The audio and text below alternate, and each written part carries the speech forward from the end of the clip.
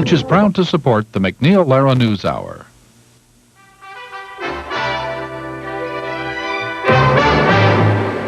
Good evening. I'm Judy Woodruff in Washington. And I'm Robert MacNeil in New York. After tonight's news summary, we lead with the new challenge to abortion law in the Supreme Court. Kwame Holman reports on the Pennsylvania restrictions argued today. Nina Totenberg describes the courtroom scene, and abortion issue activists predict the fallout. Then we have a report on today's fighting in Bosnia, and we close with a report on how the state of Oregon is controlling health care costs. Part of helping the world live and communicate better is keeping it well informed. That's why funding for the MacNeil Lehrer News Hour is provided by AT&T and by PepsiCo.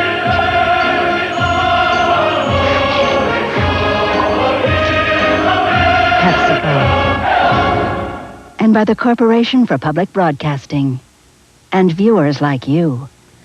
A series of at least 9 explosions ripped through a large section of Guadalajara in western Mexico today. The Red Cross estimates that at least 100 people have been killed and 600 injured.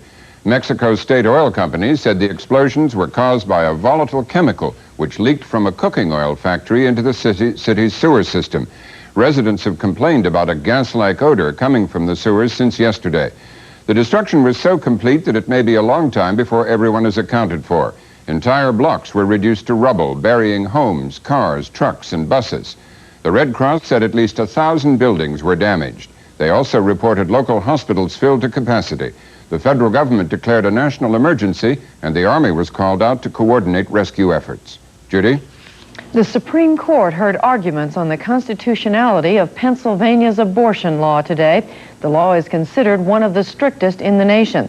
It requires a married woman to notify her husband before having an abortion. Girls under 18 must get parental consent or court approval. The law also requires a 24-hour waiting period and counseling, among other things.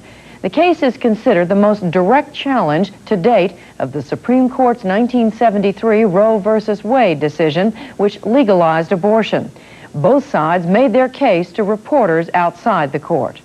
The question here is the extent to which states can go in protecting innocent, defenseless, unborn human life. And that's basically what's at issue here. The health of the mother, the safety of the child, and the state's interest in protecting that interest. And unfortunately, in the Roe case, in my judgment, the Supreme Court didn't go far enough in asserting and protecting the integrity of the unborn child.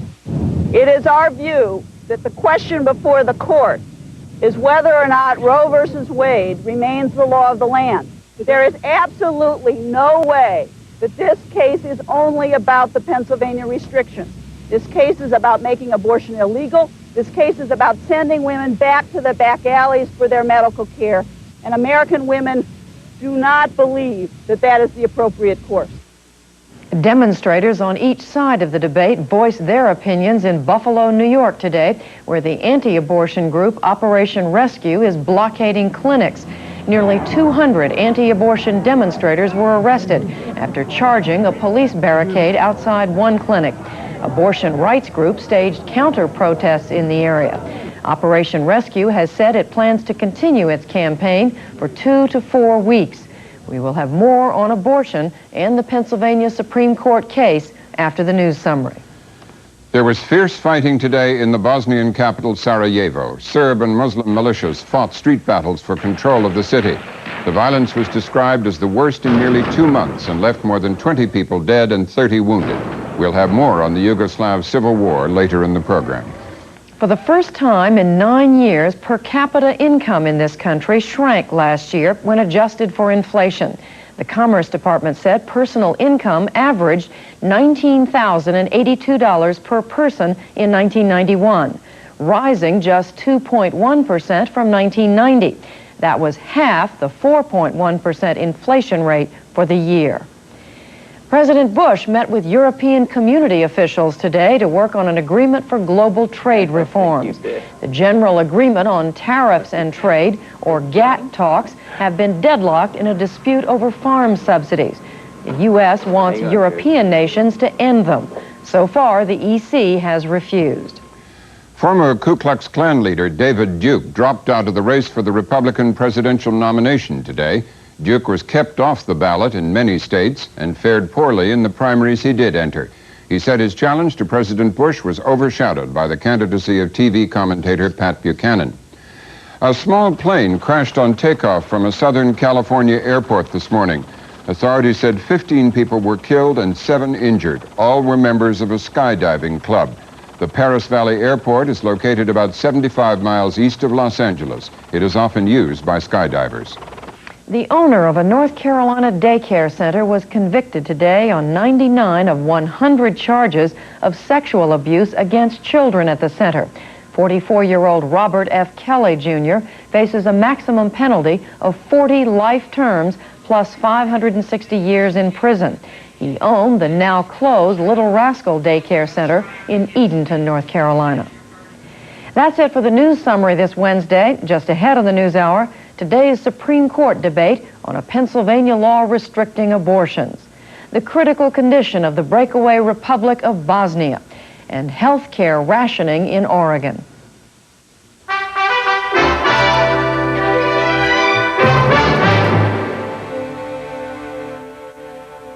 First tonight, the Supreme Court and what activists see as the most serious challenge to abortion rights since the Roe v. Wade decision in 1973.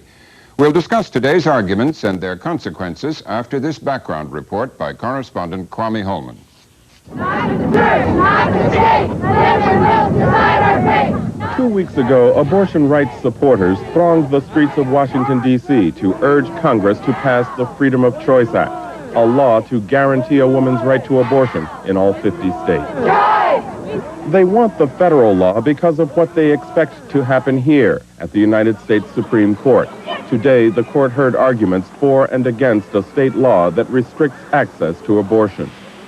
That Pennsylvania law has never taken effect because of legal challenges. Now, abortion rights supporters say the Pennsylvania law, one of the strictest in the nation, probably will be upheld. That, they say, would amount to an undoing of Roe versus Wade, the landmark 1973 Supreme Court ruling that established a woman's right to abortion. I believe that this court is very likely to use this case to either overrule Roe or so seriously undermine its core holding that the case is essentially meaningless and that women will no longer enjoy a fundamental right to choose abortion. What this will mean in the future is that states will be much freer to restrict a woman's right to choose, that states will be able to heap one type of regulation upon another and to cumulatively strangle the right to abortion. I often call it strangulation by regulation. There's no strangulation of the right to abortion. And again, I go back to what people misapprehend about Roe. They think that Roe grants to women an absolute right to abortion on demand, and it does not. By its own words, it does not. It also states very clearly that the states can regulate abortion. So Pennsylvania has determined to not ban abortion, but to regulate it. And the question is, are we doing it in a reasonable way? Did the legislature do it in a reasonable way? And we think that we did. And that's what the argument in the Supreme Court is all about. Pennsylvania Attorney General Ernest Priate and American Civil Liberties Union attorney Catherine Colbert presented those positions to the justices today. Their arguments represent the latest chapter in the Keystone State's century-long debate over abortion. That chapter began in 1989 when the Pennsylvania legislature overwhelmingly passed the Abortion Control Act. It requires women seeking abortion to be counseled about options to abortion and to wait at least 24 hours before getting an abortion. They would have to notify their husbands in advance, or if younger than 18, get the permission of a parent or a court. The law also requires doctors who perform abortions to acknowledge that fact in records that would be open to the public. Sean, did you feed the cat? Denise Neary was late in joining the many Pennsylvanians who historically have opposed abortion strongly. Now she is a major activist. I was personally opposed to abortion, but didn't think I had the right to impose my morality on other people. Neary, a Catholic mother of 2 adopted boys, is director of Pennsylvania's Pro-Life Federation. The year the Roe decision became the law of the land, she was a nursing student in Scranton. She attended a lecture on abortion and says the experience changed her life. It was Dr. Jack Wilkie, who just retired as president of the National Right to Life Committee, and he showed pictures of fetal development, and I was in awe. I really was, especially as a nurse. You know, I just thought it was incredible. And then he started showing pictures of aborted babies, and I was devastated. And it just had such an impact on me. I knew that we were killing babies, and I had to do something about it. So I walked out, and I said to them, I'll do anything you want me to do. We knew that there were many women were seeking illegal abortions that were not done in a medically safe atmosphere, and so it was better to do them in the hospital. Dr. Thomas Allen, a Pittsburgh gynecologist well known in that city's abortion rights community, is one of the parties challenging the Pennsylvania law. He was on the staff of McGee Women's Hospital in the mid-1960s, when it was decided the hospital would begin performing abortions when the mother's health was in danger, as well as to end unwanted pregnancies. For almost 20 years before that, Dr. Allen had treated women for complications from poorly performed abortions. You saw such women, heard of them? Yeah, mostly much earlier than this, because before the advent of penicillin, in my initial residency, internship and residency at McGee, there was a ward that had about 12 beds in it, and about half of them were, we called it the septic ward, and about half of them were filled with women who had had illegal abortions on the outside of the hospital and come to the hospital for treatment. Not all of those women lived. Pennsylvania's first law restricting abortion was enacted in 1860 as the first wave of anti-abortion fervor was sweeping the nation. That law called for 3-year prison terms and fines of up to $500 for anyone who performed an abortion. A version of that law was still on the books in 1973 when the Roe decision was handed down. The following year, the Pennsylvania legislature began the modern effort to restrict abortion. The Pennsylvania legislature has shown its hostility to a woman's right to choose since as early as 1974. The first law in 1974 was found unconstitutional by the Supreme Court. New amendments were passed in 1982, where a whole new act was passed. Those, again, were found unconstitutional in 1986 in a case called TOTENBERG versus ACOG. At that time, the Supreme Court used that Pennsylvania case to reaffirm Roe versus Wade. But during the 6 years following that reaffirmation of the Roe decision, the ideological makeup of the Supreme Court was changing. In the most recent challenge to Roe, a Missouri case known as Webster, 3 Ronald Reagan appointees, Anthony Kennedy, Sandra Day O'Connor, and Antonin Scalia, voted with Justices William Rehnquist and Byron White, the 2 original dissenters in the Roe decision. The resulting one-justice majority ruled that while Roe still stood, states could place various restrictions on abortion. To abortion foes like Neary, the Webster decision was a call to action. In July of '89, when Webster came down, we basically had to analyze that decision, not exactly what they did, but how they did it, and see what kind of openings were there, based mainly on Sandra Day O'Connor's opinion, how she wrote her opinion as to what kind of a law could be crafted that we could get her vote on. The governor at that point had made it very clear to us that he was not going to sign a law that directly challenged Roe versus Wade. So our role at that point was to draft a law that he would feel comfortable enough with as acceptable to the court, you know, based on the premise that what is constitutional is what 5 members of the Supreme Court are willing to accept. So that's how we came up with the provisions of the 1989 Abortion Control Act. Anti-abortion activists then lobbied each legislator in Pennsylvania's 203 districts and ultimately won overwhelming passage of the Abortion Control Act. Governor Robert Casey, an abortion opponent, eagerly signed it into law. Abortion rights organizers fought back, and in August 1990, a federal district court agreed with them that the law was unconstitutional. Pennsylvania officials promptly appealed the decision and reclaimed partial victory. The appeals court upheld 4/5 of Pennsylvania statute. It said that without overturning Roe, that Pennsylvania statute is clearly constitutional.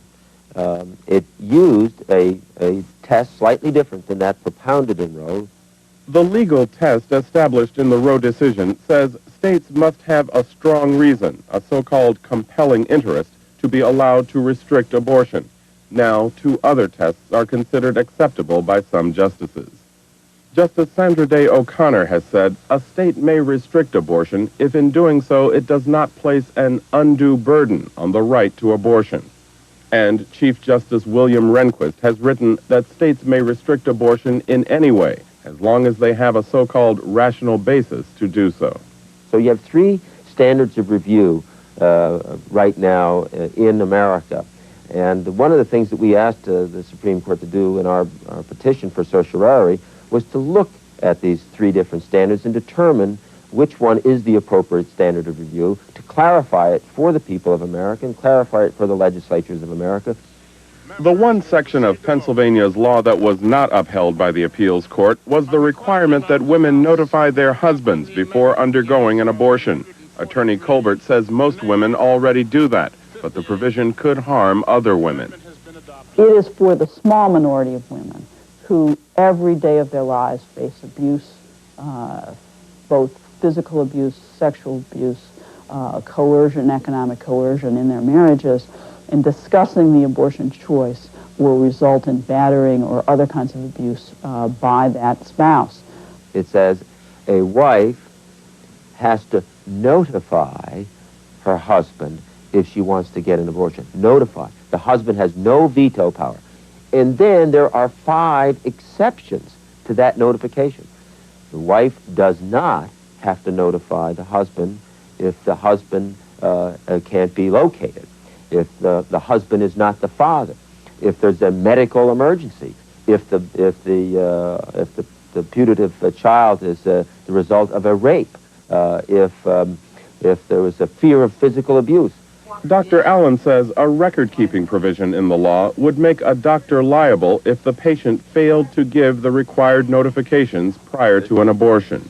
If you read the act carefully, you find that with the one exception of the woman who signs a false affidavit that she's notified her spouse, the physician is the only person who's in jeopardy. And any slip-up that you make is considered a felony, and you lose your license and all that sort of thing. And Catherine Colbert says requiring doctors to acknowledge in public records that they perform abortions amounts to intimidation. Abortion providers have faced untoward violence over the last several years. Clinics in Pittsburgh have had tar poured on their floors. Other clinics have had, their roofs hatcheted open with water poured down them. They every day face violence because of opponents of abortion. They face fire bombings, they face death threats, all kinds of things that are intended to put them out of business. The public disclosure only relates to a very few providers of abortion, and it's public institutions or private institutions that get public funds. Most of the abortion clinics don't. It's a matter of if our tax dollars are being used to fund hospitals or clinics that are performing abortions, we should at least know to what extent that's being done. Finally, the 2 sides in Pennsylvania mirror the national debate over abortion in their fundamental differences over the issue. A belief in a woman's right of privacy versus a belief in the rights of an unborn child and the government's duty to protect them. But both sides agree there's a likelihood the High Court will not clearly reverse or affirm Roe v. Wade when it decides the case. And the marching and lobbying on both sides will continue.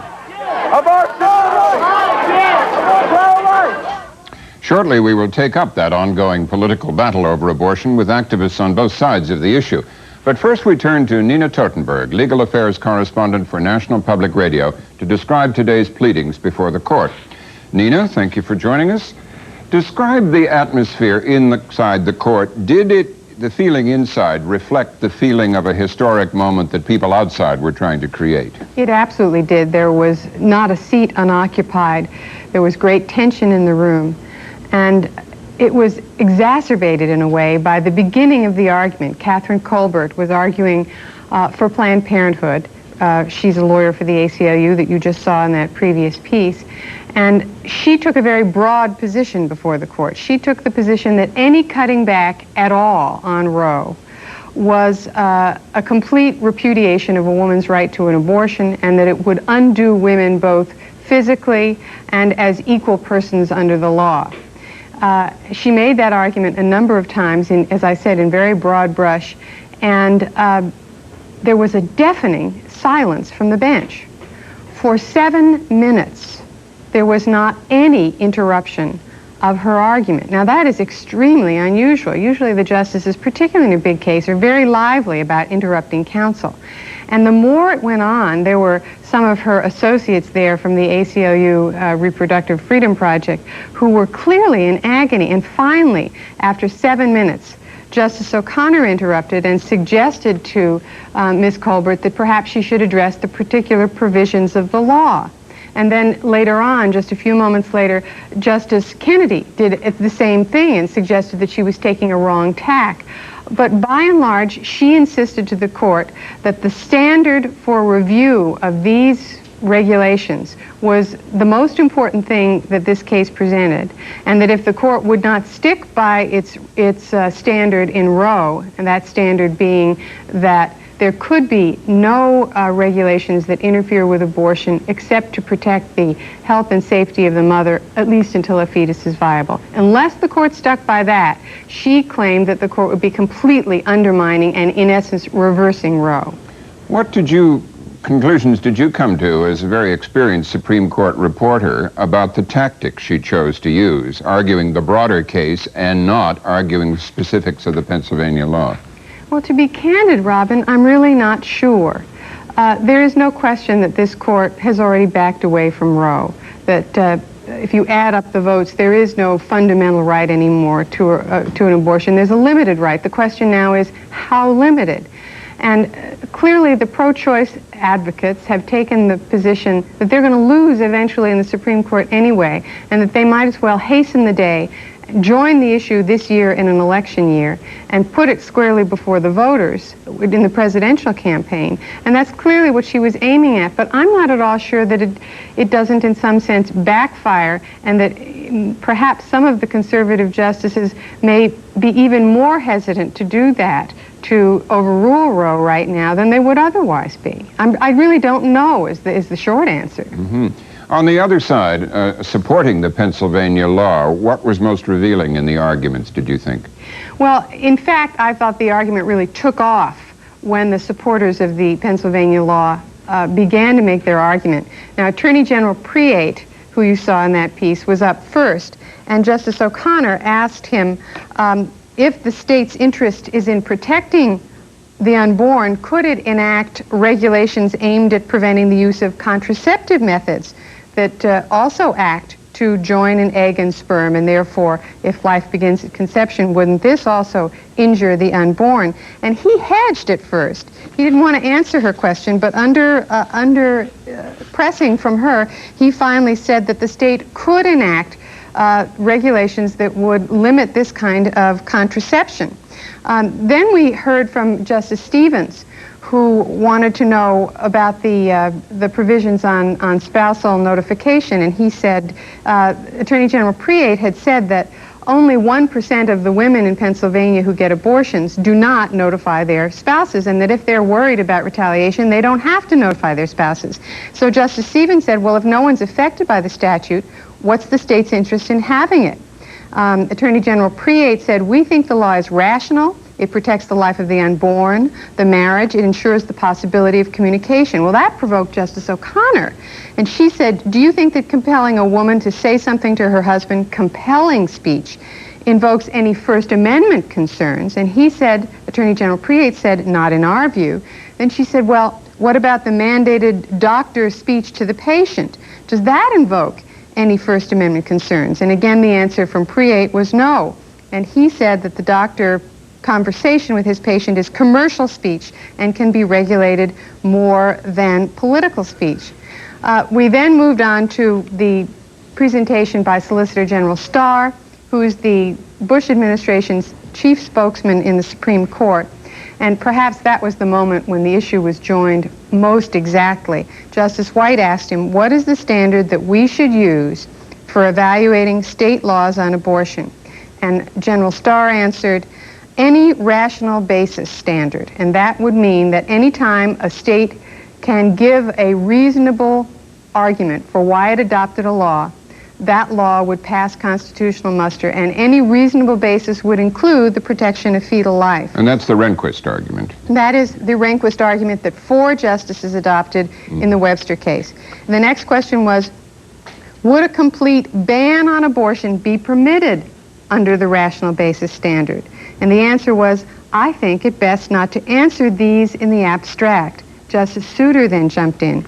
You're asking this court to adopt a rational basis standard, and I think we ought to know where that standard would take us, at which point Solicitor General Starr said that in his view, a rational basis standard would allow a complete ban on abortion as long as abortions were permitted to save the life of the mother. Briefly, Nina, how did the 2 known Roe versus Wade supporters on the court, Stevens and Blackmun, respond to these arguments today? They were, I thought, rather unusually harsh and angry. Justice Blackmun asked only one question of Attorney General Priate. He asked him whether he'd ever bothered to read Roe. Attorney General Priate said, yes, I did.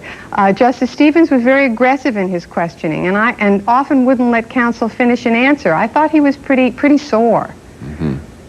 And what about the 2 sort of unknowns on the big abortion cases, Souter and Thomas? You mentioned Souter briefly, but what about Justice Thomas? Well, they are the unknowns, and either one of them, if either one of them sides with the Rehnquist 4, that would be a 5th vote for a rational basis test. Most of Souter's questions were, and there were only a few of them, were pretty non-committal, I'd say, and Justice Thomas asked no questions at all, which has been more or less his want. He asks very few questions, at least so far in general in cases. Well, Nina Totenberg, thank you for joining us. Thank you, Robin. We turn now to what today's court case means to the activists in the abortion battle. We hear from 2 on the front lines. Kate Michelman is the president of the National Abortion Rights Action League. Wanda Franz is the president of the National Right to Life Committee. Ms. Franz, let me begin with you. Do you expect that the Supreme Court will uphold the restrictions in the Pennsylvania law? Oh, yes. I think we do expect that they'll be upheld, mainly because they're really very moderate provisions. And although there are many implications to this, the actual law itself, as has been described, is really a very moderate law that contains provisions that are protective of women and children, and which the majority of the American people have shown that they support. Kate Michelman, do you think the court will uphold the Pennsylvania statute? Yes, unfortunately I do, Judy. This court has been put into place by President Bush to do this very thing, and that is to overrule and to take away our freedom of choice, our fundamental right to choose. And I think the court is going to do that.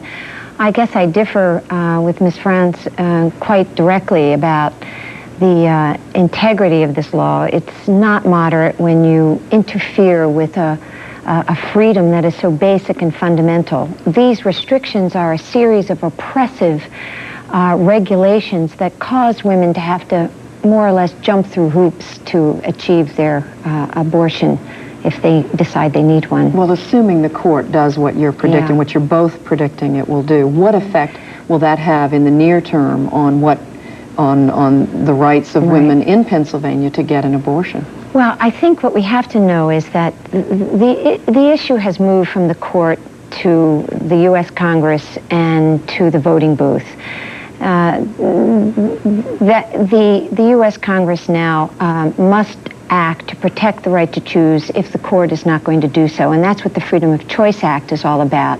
George Bush, who... This is an act This is a piece of federal legislation that would codify the principles of Roe into federal law.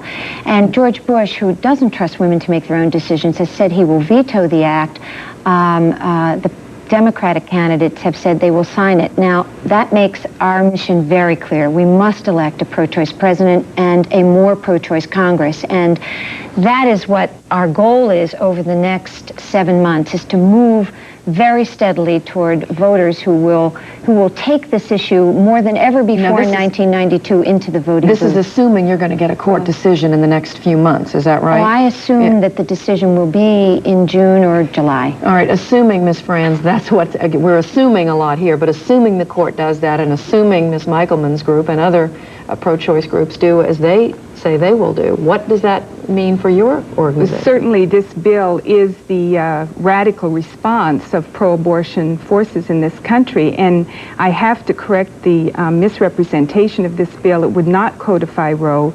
It would go way beyond Roe, and indeed everyone agrees it would gut the provisions that are being discussed here for the Pennsylvania case. These moderate provisions, these provisions that the majority of Americans feel are appropriate, would be gutted by the bill that is being introduced and would indeed mandate some very radical kinds of proposals, abortion on demand, even in the cases of sex selection and many of these very radical concepts. But, and you assume this would pass the Congress, and what would happen when it was sent to the desk of President Bush? President Bush has already said he will veto the bill, and we hope that this bill will be on his desk in September or October. So what's the point of going through this exercise? Well, the point is that the Supreme Court's action and President Bush's veto will emphasize the importance of this issue. You know, these elections are about, you know, the foundation of the values, what values form the foundation of our society and what role women will play in that society. And we need to, Congress, as I said earlier, needs to take up the responsibility when the court drops the ball on women's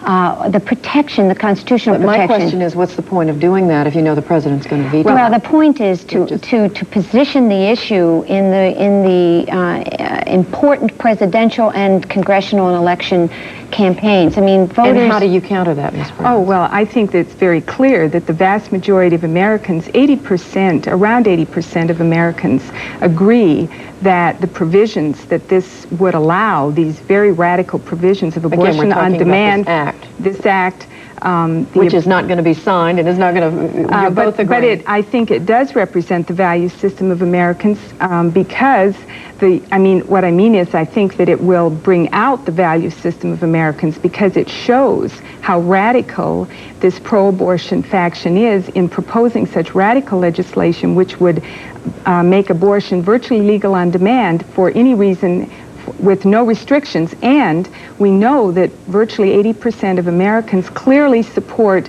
opposition to those kinds of provisions. We think that it's an excellent position to be in because the vast majority of Americans will be very happy to have Bush veto this bill, and we think that they're going to see this as a good reason to continue to support his principled pro-life position and reward him in the elections. That's what I want to get to next. And what's the point of this whole exercise? That's the reason I keep coming back to that. What do you achieve in an election year by going through all this? Do you defeat, are you attempting to defeat President Bush? You're obviously attempting to defeat some members of Congress who are up for election. What does this lead to in November? Well, it's important to recognize that in 1989, with the Webster decision, Pro-Choice America received a wake-up call. They were shocked into a realization that the court really was going to take away this right. In 1992, that reality has become stark. Our right is hanging by a thread. Now, we have the model. We have done this before to defeat anti-choice candidates and elect pro-choice candidates. For example, we elected governors in Virginia, Texas, New Jersey, Florida. We have the model. The pro-choice people are going to take this issue into the polls in a way they never have before because they've always counted on the court. And what's going to happen, Ms. Franz? And we're going to defeat George Bush and members of Congress. I don't think there's any question that George Bush is going to continue to benefit from his pro-life position. He was elected on that when he ran last time. There's no question that the majority of Americans who value this issue will vote for him, and that there is an increment out there that will benefit him. The polls are very clear on this. What about Ms. Michelman's point, though, about we have a number of governors who've been elected recently, Texas, California, we have a Republican in Massachusetts, yes, who are pro-choice, even though they're Republican. There are many cases, in all of the major cases in which abortion really was an issue, where it was a major issue, such as Mississippi and Louisiana. Those governors that were elected were pro-life. And I think that it's very clear that the increment is there. All the polls show it, and I'd like to point out that Casey very recently has come forward. Governor of Pennsylvania. Yes, as a governor of Pennsylvania concerned with this issue, who himself is supporting this bill and is arguing that the Democrats themselves need to wake up and recognize that they're going to lose this election because they're out of step with the fundamental values of Americans. Well, the fact is, the pro-choice America is in the majority. We don't want government to control women's decisions and invade our private lives. We do want to solve this controversy, but we know that taking away the right to choose from women who face crisis pregnancies is not the answer. The answer is prevention and healthy childbearing focus. Now, can I give you an example of the... Just quickly, because I have to...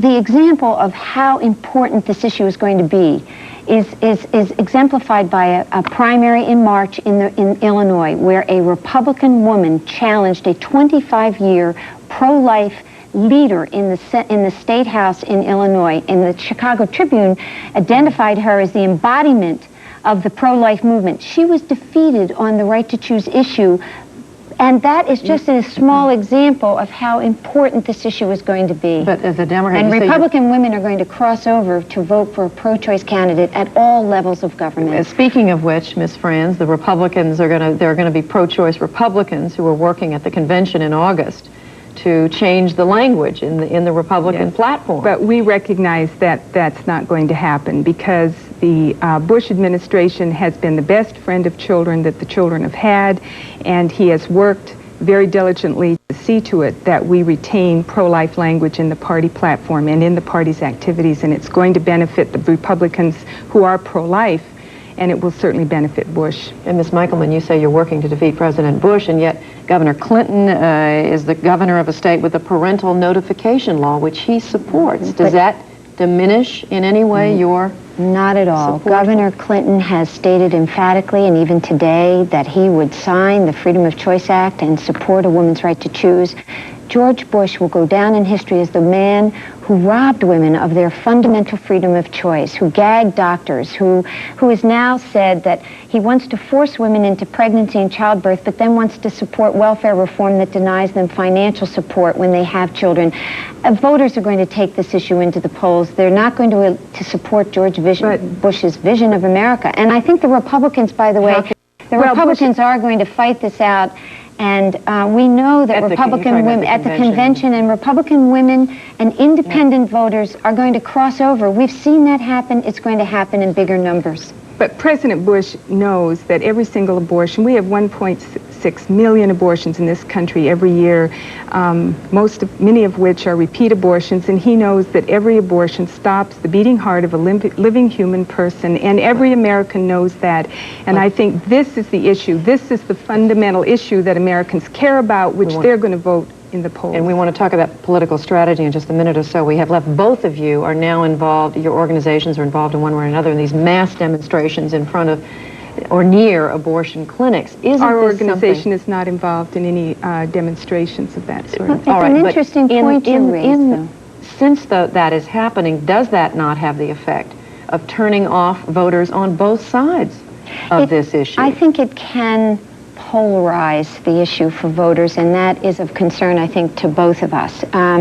But the fact is that pro-choice Americans for nearly 20 years now have been assaulted, and women who have entered the clinics have been assaulted by Operation Rescue types, extremists, for years and years. And I think that the fact is that pro-choice people are outnumbering the anti-choicers in Buffalo. There was a huge demonstration in front of the Supreme Court, but the fact is, it's the power of the pro-choice community is in their votes. They know now that they have to take the issue into their hands, make democracy work for them. Excuse me, if it's not the demonstrations, Ms. Franz, what is it that is going to get your message out? It's going to be the grassroots pro-lifers out there who are the majority of Americans who are opposed to radical abortion on demand for all 9 months, who want limits and protection. They want protection, and they're going, and we've been working for years, and we will continue to work with our grassroots movement, and they're going to be the ones that are going to get this when Roe is over and begin to deal with it in the state legislature. And we haven't even mentioned the fact that there are congressional races and others aside from the presidential campaign. Ms. Franz, Ms. Michelman, thank you both. Thank you. Robin? Very much. Still ahead on tonight's NewsHour, new fighting in Bosnia and Oregon rations health care.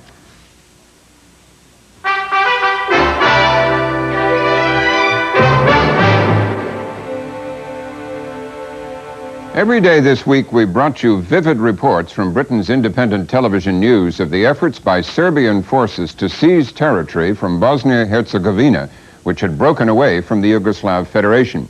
Today, ITN correspondent Liz Donnelly was a close eyewitness to the fighting.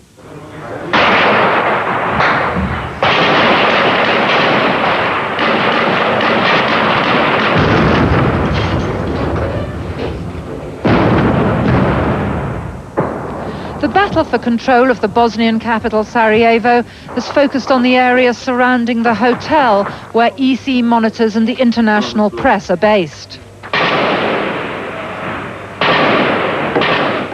From early this morning, the sound of heavy artillery, machine gun and sniper fire has reverberated around the district, which until today had been one of the most peaceful areas of the city.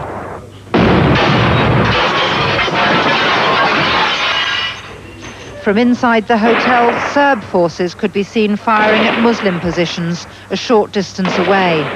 The Serbs were stationed outside a geriatric hospital, which then became the focus of attack.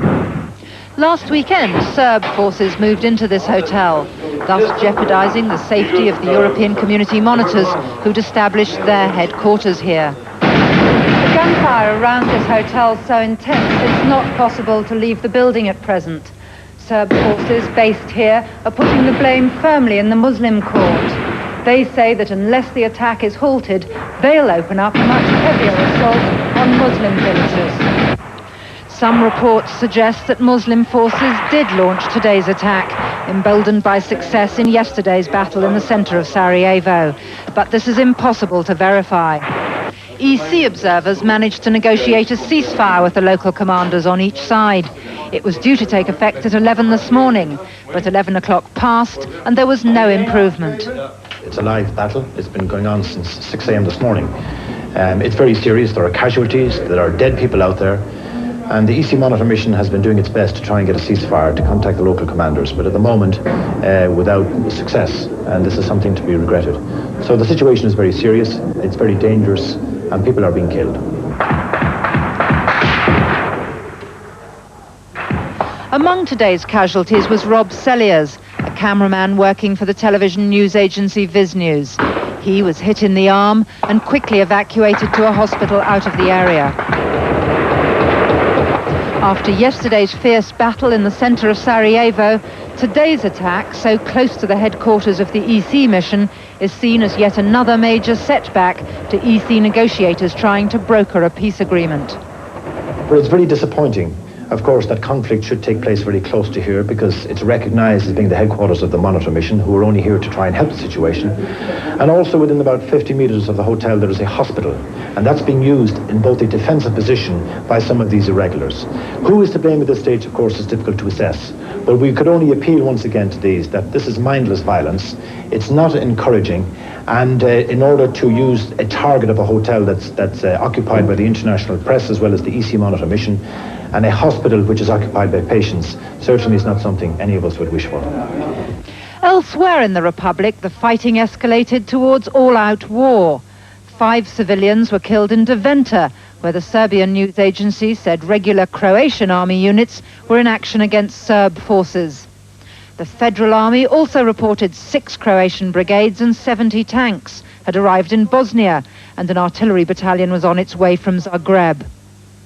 In Western Herzegovina, Metkovic and neighbouring villages were attacked by the Yugoslav Air Force. 3 people were killed and 8 injured after the village was devastated by 250-kilogram bombs dropped by the aircraft. In what appears to be a concerted Serbian push towards the coast, the night bombing raid was followed by a dawn artillery bombardment. There's growing evidence that the Serb-controlled federal army is increasingly active in Bosnia Herzegovina. Army tanks arrived at the scene of the battle in Sarajevo late this afternoon, and an uneasy silence followed. Lord Carrington is still expected to arrive here tomorrow, despite today's events. But unless he makes a dramatic diplomatic breakthrough, the likelihood is that Serbia will suffer diplomatic isolation and tough sanctions.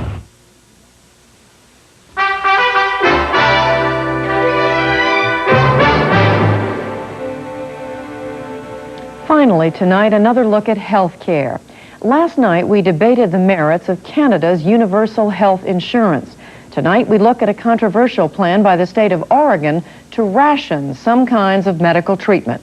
Correspondent Lee Hochberg of Oregon Public Broadcasting reports from Portland.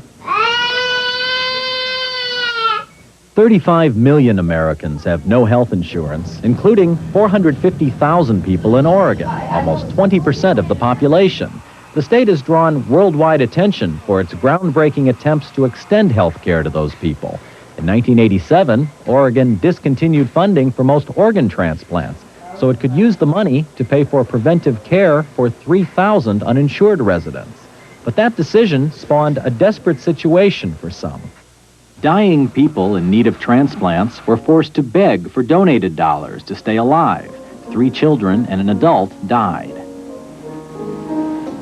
Now, Oregon has passed into law an even bolder plan to help the uninsured. It extends health coverage to almost everybody in the state. But as a trade-off, it requires the most drastic health care rationing rules ever seen in the United States. The plan awaits final approval from the Bush administration. The goal of it is to ensure all Oregonians and to ensure that they have a basic level of health care. State Medicaid Director Gene Thorne says Oregon's new plan will be the first to guarantee health coverage for Oregon's poor and its working poor, those who have jobs but can't afford private health insurance. It would provide coverage for people like this employee at Caro Amico, a 42-year-old Portland pizzeria. Owner Elsie McFarland has never provided her employees insurance. The Oregon plan would require her to pay for their insurance or to pay money to the state so it can insure the employees. She opposes the so-called pay-or-play plan, saying it could cost her $1,200 a year per employee. I either have to increase my business or I have to raise my prices. Now, if you want to commit suicide in the restaurant business, raise your prices. There may be some economic or some small business casualties that are a result of this, just as there may have been some that resulted from minimum wage laws or child labor laws or workers' comp laws. In this state, what we're saying is provision of health care is an employer responsibility, just like all those other things. State Medicaid Director Thorne says the employer mandate would provide coverage for Oregon's 300,000 working uninsured. So you didn't have the money to pay for the childbirth classes? No. In addition, 120,000 other low-income Oregonians would benefit from the plan. It would relax eligibility rules for Medicaid, the government-funded health service for the poor. That would allow people who now are falling through the cracks to qualify for coverage. But to control the cost of this expanded health coverage, the state would impose the nation's first formal health care rationing program. It would refuse to pay for treatment of more than 100 medical conditions. Rather than paying for every type of medical care that's available, what we should do is try to concentrate our resources on those services that do the greatest good. To decide which procedures to exclude, the state conducted a first-of-its-kind cost-benefit analysis on treatments for more than 700 medical conditions. It considered how debilitating each condition is, how effective medical treatments are, and what they cost. Then it ranked the sicknesses and treatments and decided it could afford to include the top 587 in its health care package. treatment for ailments under the cutoff line will receive no state reimbursement. The vast majority of conditions below 587 they either don't have effective treatments, or the treatment only expedites or recovery. In other words, it makes it happen quicker, whereas it would happen anyway if you gave it time.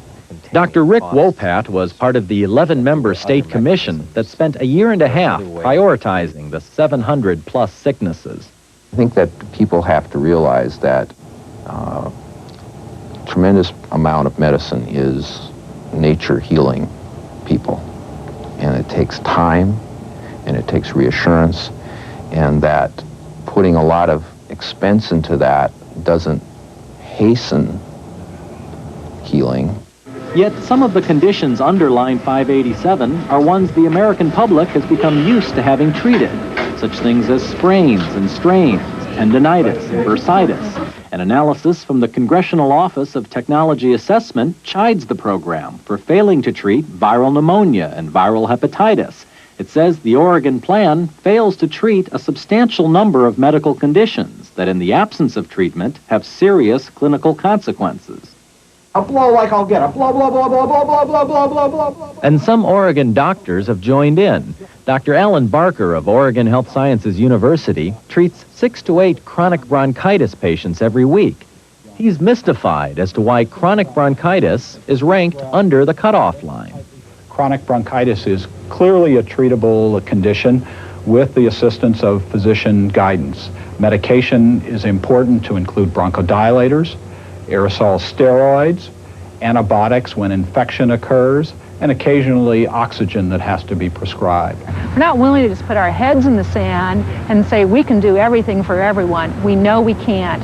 We're trying to do things that we feel are possible and do things that we think make sense from a policy standpoint. Still, there are some other anomalies in the ranking system.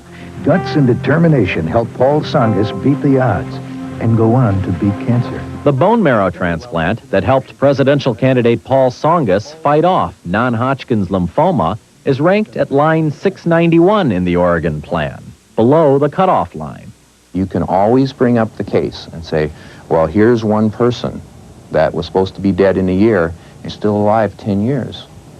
But for every one of those, I can show you 90 that died within that year, and we can't treat 90 people. We can't afford to treat every, 90 people to get one person to live. It's a financial and social reality that's hitting hard in Oregon homes and hospitals.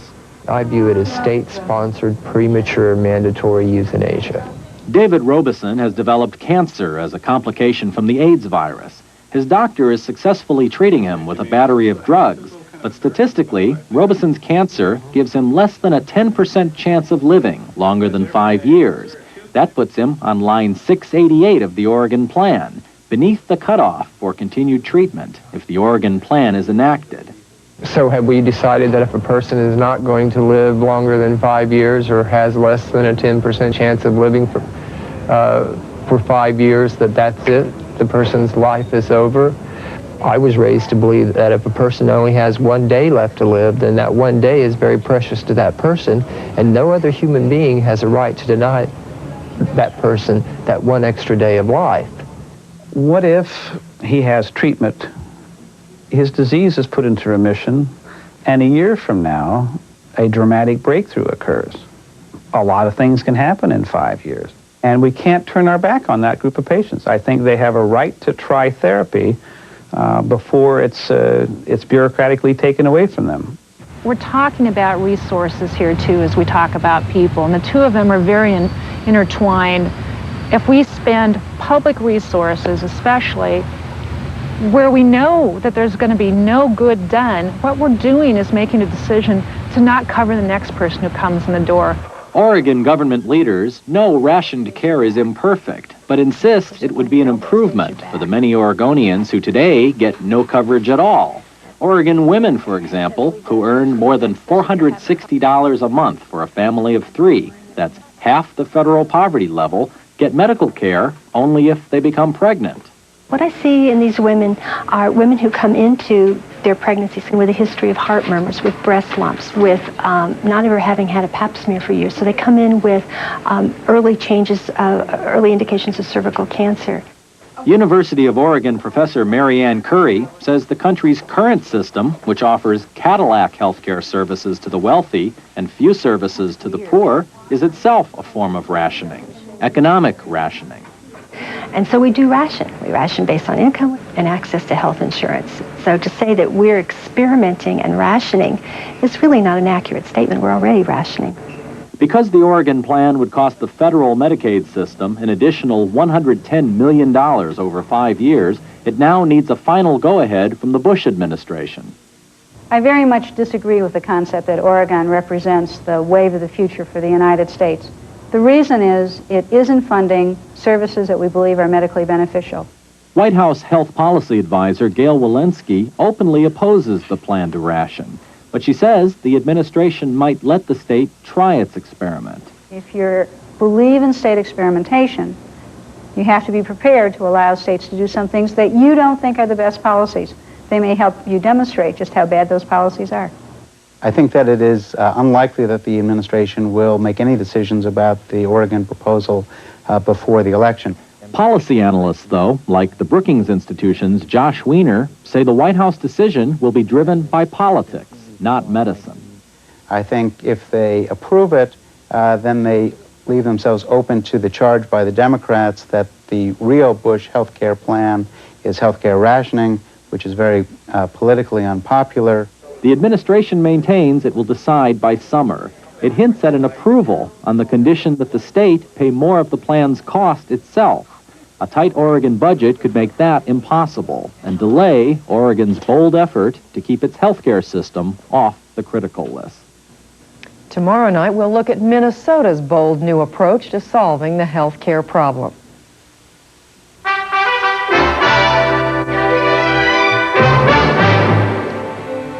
Again, the main stories of this Wednesday, a series of explosions ripped through a large section of Guadalajara, Mexico. Officials estimate that at least 100 people were killed and 600 injured. The blasts are believed to have been caused by gas in the sewer system. And the U.S. Supreme Court heard arguments on the constitutionality of Pennsylvania's strict abortion law. The case is considered the most direct challenge yet to the court's Roe v. Wade decision. Good night, Robin. Good night, Judy. That's the NewsHour tonight, and we'll see you tomorrow night. I'm Robert MacNeil. Good night. Funding for the MacNeil-Lehrer NewsHour has been provided by PepsiCo.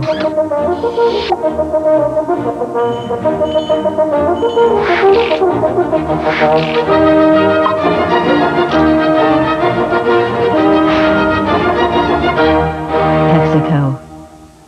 Part of helping the world live and communicate better is keeping it well informed. That's why funding for the NewsHour is also provided by AT&T and by the Corporation for Public Broadcasting and viewers like you. Videocassettes of the MacNeil-Lehrer NewsHour are available from PBS Video. Call 1-800-328-PBS1.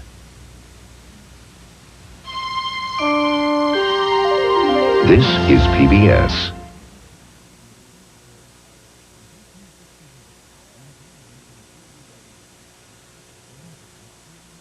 Acquisition of this program was made possible by Friends of Iowa Public Television. And funding for the Iowa broadcast is provided by Luther College in Decorah, Iowa, since 1861, an environment for academic excellence. And by CRST, a family-owned company based in Iowa and a major truck carrier in the United States, which is proud to support the MacNeil-Lehrer NewsHour. You're viewing Iowa Public Television. Enjoy more TV worth watching tonight. Springtime in an election year. The sap is rising, and the crocuses and the candidates are in full bloom as the robins build their nests in the abandoned bandwagons of the dark horses who have been put to stud. As you see on the Mark Russell comedy specials on public television, we look upon politics as nature. So come frolic with us, won't you, as we go a-wading through the swamp of state. Watch tonight at 8. The play was Hamlet till Tom Stoppard took Shakespeare's minor players and put them center stage. My name is Guildenstern, and this is Rosencrantz. I'm sorry. His name is Guildenstern, and I'm Rosencrantz.